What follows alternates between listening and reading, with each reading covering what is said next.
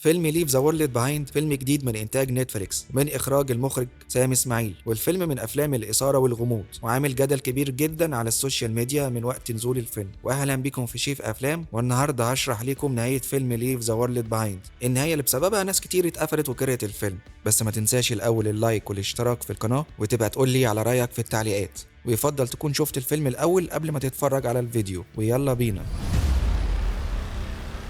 الأول قصة الفيلم باختصار. الفيلم بيحكي عن أسرة عادية مكونة من الزوج كلاي، وده أستاذ جامعة، والزوجة أماندا اللي بتكره كل الناس، وابنهم أرشي، وبنت صغيرة اسمها روز اللي بتعشق مسلسل فريندز. والأم بتقرر فجأة إنها تأجر بيت خارج المدينة عشان يقضوا فيه أجازتهم ويسيبوا دوشة العالم وراهم. وفعلا بيروحوا على البيت، والولاد بيستمتعوا بحمام السباحة وكل حاجة حلوة، لحد ما يلاقوا إن مفيش نت، مفيش تلفزيون شغال، والموبايلات كلها مفيهاش شبكة. وبعدين الموقف يتعقد أكتر ويبقى أغرب لما جورج وبنته روز يخبطوا عليهم بعد نص الليل، عشان جورج يقول لهم ان هو صاحب البيت اللي هم مأجرينه، وبسبب ان الكهرباء قطع في كل مكان فهو قرر يرجع البيت بتاعه. وده طبعا بيخلي الام اماندا تبقى مش مصدقاهم وخايفة منهم، لكنهم في الاخر بيتفقوا وجورج وبنته بيقعدوا معاهم في البيت. بعدين بقى تتوالى الاحداث لما يبتدوا يسمعوا صوت نويز او دوشة عالية، ونعرف ان الحيوانات بقى عندها مشاكل في الهجرة بتاعتها، وغزلان بعدات كبيرة بنشوفها حوالين البيت عندهم، وطيارات بتقع من السماء، وطيارات تانية بترمي ورق مكتوب عليه الموت لأمريكا. وليلة كبيرة محدش فاهم ايه اللي بيحصل، لحد ما في الآخر بنفهم ان في حرب كبيرة على أمريكا، سايبر أتاك أو حرب من النوع السبراني، اللي من خلالها بيتم عزل البلد الأول بقطع عنهم كل وسائل الاتصالات والتكنولوجيا. بعدين بيتم إرسال معلومات غلط عشان ما يعرفوش الهجوم بيجي منين، وده بيسبب حالة من الفوضى في كل البلد، وكل ده بيوصل في الآخر لحرب أهلية داخلية. وبنشوف الفيلم بيقفل على إن روز البنت الصغيرة بتدخل جوه بيت فيه بنكر أو حصن يعني تحت الأرض، وفيه بتلاقي شرايط فيديو لمسلسلها المفضل فريندز، وبتلاقي الحلقة الأخيرة للمسلسل عشان تتفرج عليه، والفيلم بيخلص على كده. وده خلى ناس كتير تتقفل وتشتم في الفيلم كله. وبصراحة النهاية ممكن ما كانتش متوقعة لناس كتير بالشكل ده، لأنه ساب أسئلة كتير من غير إجابة. ومع إن الفيلم معدي الساعتين بس حسينا الفيلم خلص فجأة، وده خلى أغلب الناس تقول على الفيلم ممل.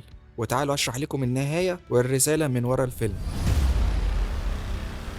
طبعا ناس كتير شافت الفيلم ممل، وده يمكن بسبب الطريقة اللي اتقفل بيها، لكن صناع الفيلم كانوا قاصدين النهاية دي. هم عايزين الجمهور يحسوا بشخصيات الفيلم، ويحسوا بالمواقف المحطوطين فيها، اللي من أول ما النت والتلفزيون فصل عنهم بقوا مقطوعين عن العالم، مش عارفين ايه بيحصل حواليهم. هو عايزك تحس زيهم، لو مفيش نت مفيش تلفزيون هتعمل ايه ولا هتتصرف ازاي. عشان كده ما عملش نهاية تشوفها بعينيك تكون مرضية ليك، ما خلاكش تشوف النهاية اللي انت كنت مستنيها.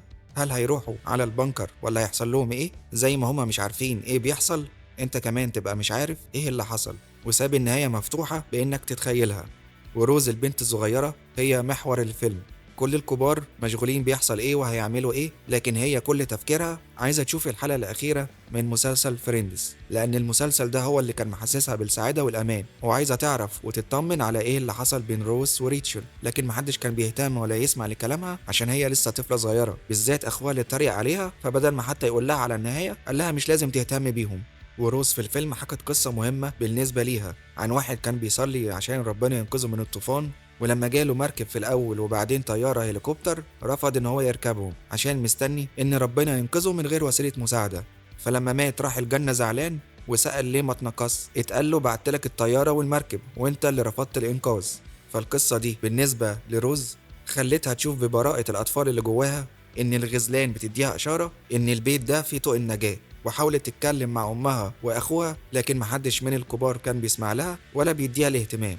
عشان كده لما كانت على السرير مع أمها وأبوها في آخر الفيلم قالت جملة أنا تعبت من الانتظار، وأمها ما كانتش فاهمة تقصد إيه. وبعدها روز سابت البيت الصبح وراحت على البيت ماشية ورا إحساسها باللي مؤمنة بيه. عشان كده روز البنت الصغيرة تعتبر أذكى واحدة في الفيلم، وهي اللي كان ليها النهاية السعيدة. فراحت البيت ولقت كل الأكل اللي بتحبه، ولقت كمان شرايط فيديو مسلسل فريندز، وشغلت الحلقة الأخيرة اللي كان نفسها تشوفها. فالنهاية السعيدة كانت مكتوبة لروز، وده مش معناه ان باقي الشخصيات مش هيروحوا او يلاقوا البنكر. فامها مع روز كانوا ماشيين ورا الاثار بتاعتها، وكانوا عارفين انهم هيلاقوها جوه البيت، بس اتعطلوا شوية عشان يشوفوا الانفجارات اللي بتحصل، وجورج وكلاي وارشي هم كمان عرفوا بان البيت ده فيه حصن وهيروحوا له. بس هي الفكرة هنا ان روز سبقتهم الاول من غير ما تبقى عارفة حاجة، هي بس مشيت ورا احساسها. ولو حد من الكبار كان سمع كلامها وراح استكشف البيت معاها من بدري ما كانوش لفوا كتير كده. وتخيل معايا لو الكبار كانوا عرفوا بالبيت وراحوا كلهم فيه بشكل عادي، ممكن هنا روز ما كانتش تعرف تتفرج على الحلقة الأخيرة من مسلسل فريندز، أو تعرف تتفرج عليه وهي مرتاحة عشان كله ليه دماغه وتفكيره،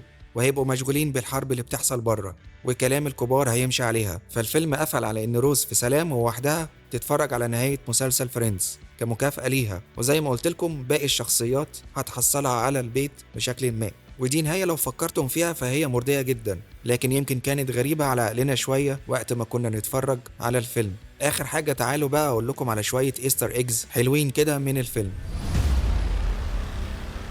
أول حاجة، الفيلم يعتبر في نفس العالم بتاع مسلسل مستر روبوت اللي كان من إخراج مخرج الفيلم سام إسماعيل وبطولة رامي مالك، وده مسلسل عبقري اللي ما اتفرجش عليه فايته كتير. واللي يدل على كده اللوجو بتاع شركة إيه، وده لوجو الشركة من المسلسل، ظهور الغزلان الكتير، أو لما شفناهم قريبين من أماندا وروس، ده زي معناه قرب الطبيعة من الإنسان بعد ما فقد الإنسان كل وسائل التكنولوجيا الحديثة وابتدى يرجع للطبيعة القديمة اللي كان عليها. 2، شفنا اللون الأزرق في مشاهد كتير في الفيلم، في شكل الكرة الأرضية من الفضاء، وفي لون الحيطان، وفي شاشة التلفزيون والموبايل، وفي لون عربية كلاي، وفي لبس أماندا، وفي السوبر ماركت، وحاجات كتير طوال أحداث الفيلم.